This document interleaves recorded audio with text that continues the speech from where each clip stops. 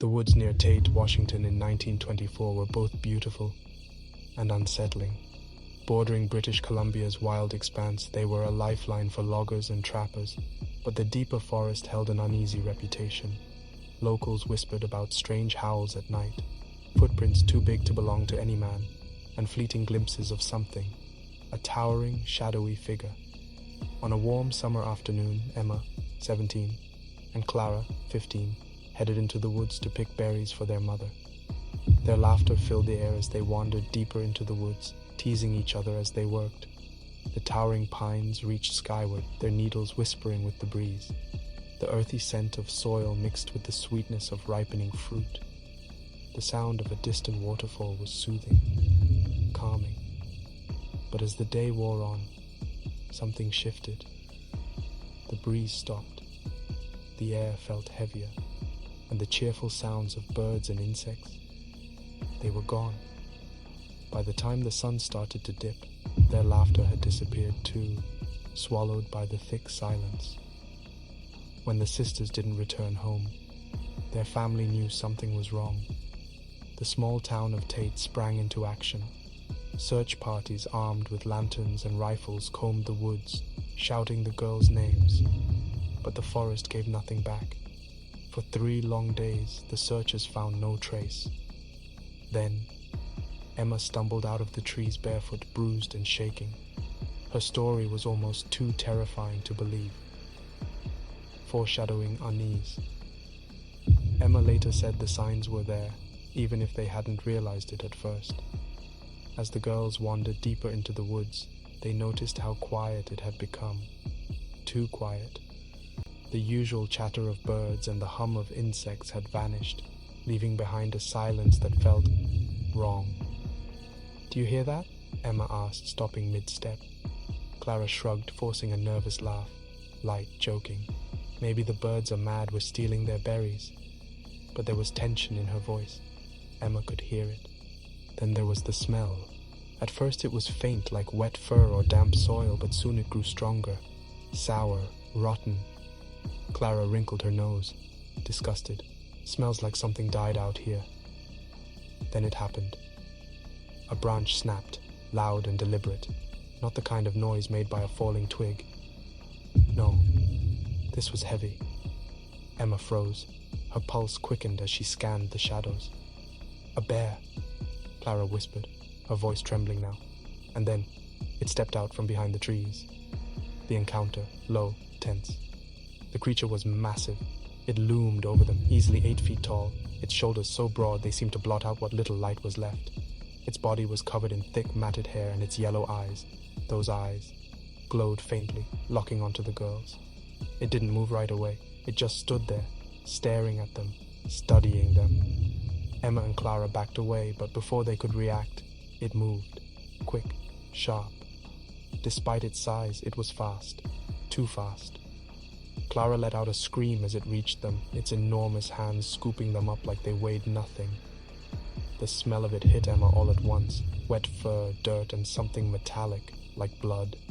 She gagged, struggling to breathe. Panicked. "Let go of me," she screamed, clawing at its arms. Its skin was rough, almost like bark, and her nails broke against it. Clara's sobs echoed through the trees as the creature tightened its grip. It let out a deep, rumbling noise, a sound that made Emma's chest vibrate. Not quite a growl, something worse. Then it turned and carried them into the forest. The roar of the waterfall grew louder as they went, drowning out everything else. The trees blurred together, the darkness closing in. The creature brought them to a cavern hidden behind a curtain of vines near the waterfall. Inside, the air was damp and cold. Water dripped from the walls, and the faint light filtering through cracks in the rock made the shadows dance. It felt alive. It set them down and stepped back, watching them. Those glowing eyes never left them. Emma held her breath. Her entire body was tense, waiting for it to strike, but it didn't. Instead, it made low noises, grunts, and strange rumbling tones. It gestured with its massive hands as if it was trying to communicate. During the day, the creature left the cavern. When it returned, it brought food, berries, roots, even freshly killed animals. Clara couldn't bear to look at the carcasses. Soft, trembling. "I can't eat this," she whispered, curling into herself. She refused to move from the corner of the cavern, her body trembling with every sound. Emma tried to make sense of it all. Was the creature protecting them? Or was it just waiting for the right time? One night Clara started crying softly. The creature crouched near her, its head tilted. Then it let out a sound, low, mournful. It wasn't a growl. It was almost like a whimper. Emma's stomach twisted. What did it want?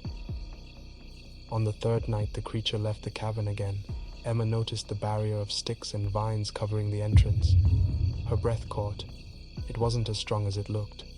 "Clara," she whispered, shaking her sister. "We have to go." Clara shook her head, tears spilling down her cheeks. Desperate, trembling. "No, it'll find us. I know it will." Emma felt like she was being torn apart. She knelt beside Clara, her voice breaking, pleading, "If we stay, we'll die. Please." Clara turned away, sobbing into her arms. Emma hesitated, guilt washing over her. Then she made her choice. She pulled apart the sticks, each snap echoing through the cavern like thunder. When she slipped outside, the forest felt colder than it had before. The darkness pressed in around her. She ran, her bare feet scraping against rocks and roots. Then came the sound, low, building, a cry deep and angry. It echoed through the trees, rising into something that sounded almost human. Emma's heart pounded as she ran, her breath coming in ragged gasps. Every shadow seemed alive, every sound a warning. When she finally broke through to the edge of the forest and saw the lanterns of the search party, she collapsed, sobbing. The next day, Emma led the searchers back into the woods, but nothing looked the same. Landmarks she'd memorized had vanished, swallowed by the undergrowth. The cavern was gone. For weeks, the search continued. Hunters found footprints, huge near the berry bushes and creek beds.